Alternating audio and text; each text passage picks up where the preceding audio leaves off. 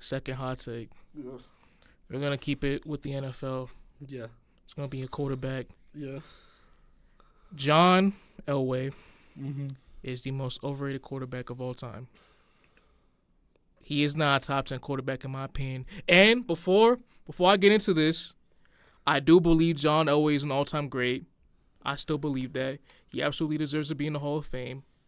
But when you look at most overrated quarterbacks, the consensus is going to be a Troy Aikman, Terry Bradshaw, like Joe Namath. But no, that's too easy. That's too easy.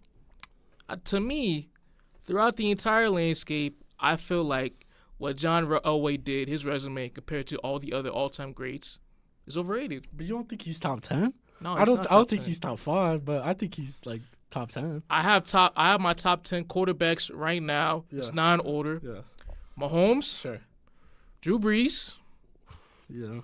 Why you not with I'm that? gonna put it at a half. I gotta listen to the rest. Wow. Okay, Aaron Rodgers, Aaron Rodgers, Brett Favre, Tom Brady, Montana, Yep. Manning, Yep. Marino, Yep. Steve Young, Yep. and John Unitas. Okay. United. I would have Kurt Warner over United. Kurt Warner over Johnny Unitas? I think so. Kurt Warner over Johnny Unitas? Yo, bro, you tripping. You tripping. Nah. But the Drew Brees one, I think I'd take Elway. I think Elway's got more rings and he's always had a less. Oh, we talk the rings argument. Oh, my God. If you're talking a top 10 list all time, how can you not bring rings into it? Oh, why are we bringing, bro? We don't bring rings into basketball.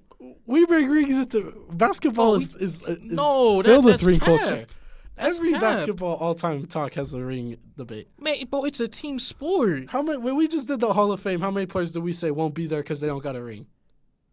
Exactly. But that wasn't my criteria though. No, but it's a factor. If you're comparing players, rings is absolutely a key definer. Winning on the biggest stage is an indicator. And Drew Brees, how many years was it where the Saints had one of the most talented rosters? But there was a large period during Drew Brees' time with the Saints that he was single-handedly carrying those units, especially with an all-time horrible defense post Bounty Gate, all-time passing records. The defense wasn't. It was horrible. When they had Cam Jordan and Mario Davis. Bro, post Bounty Gate and before 2017. Oh, then sure. The defense was horrible. But how many years was that? That was I think 2 or 3. No, like 4 or 5 year period.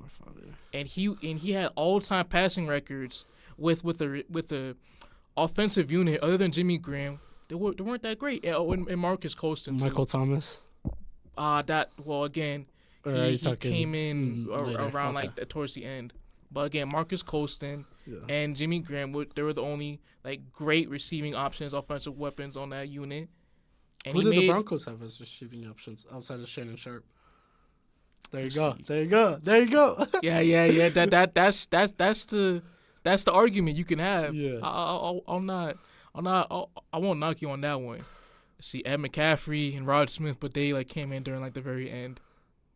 Was Atwater? Or Atwater wasn't even on offense, was he? No, he was a safety. Yeah, that's what I was thinking. Bro, my brother. That's what I was thinking. Brother, man, gotta think. I was like, yeah. You gotta think. But with John Elway, no first team All Pros throughout his entire career, no OPOYs, only led the league in completions and passing yards one time, not even a top 4 quarterback from his era, Young, Montana, Favre, Marino, I have all better than him. His MVP that he won in '87, that was fake. It should have gone to Jerry Rice. If you go on Football Reference and look up the stats, and you look at the eye test too, the tape, Rice was the clear favorite to win it over Elway, in my opinion. And again, although he carried those Broncos teams to multiple Super Bowls, while not winning the majority of them, he still had all-time horrible performances in the big game.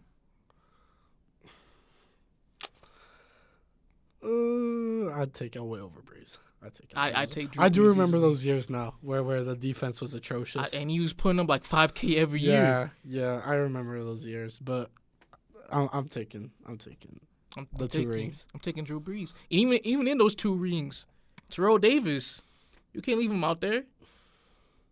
I mean, but He was the vocal point to them winning those 2 rings over Elway. But you said, what is it? Elway was the 4th best quarterback in his era.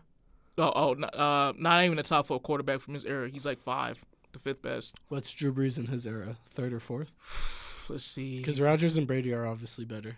Rodgers, Brady, Manning. Payne.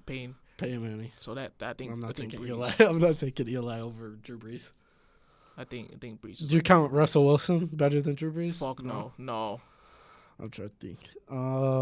So what? He's the 4th best quarterback during his era. Yeah. Unless you want to add A-Rod to that too. I counted A-Rod. You did count A-Rod. Okay. Because I have Brady, A-Rod, and then Peyton Manning. And then who else? I mean, Big Ben. I take Drew Brees over Big Ben. I had to do that too. Drew Brees obviously over Tony Romo. Yeah, 4th best quarterback in his time. I'd take Drew Brees, but not a horrible take. No, not a horrible take. Again, I mean, I take John Elway, but not a horrible take. I'm not saying John Elway was completely trash at football. That would be me just being ignorant.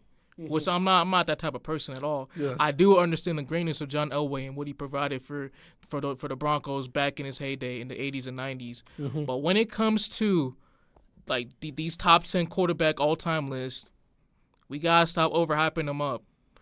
Like for some of these lists, I see him in the top 5 around that range, which I just don't see him being there. No, not top 5. Not at all. He'd be towards my back half of top 10. Right.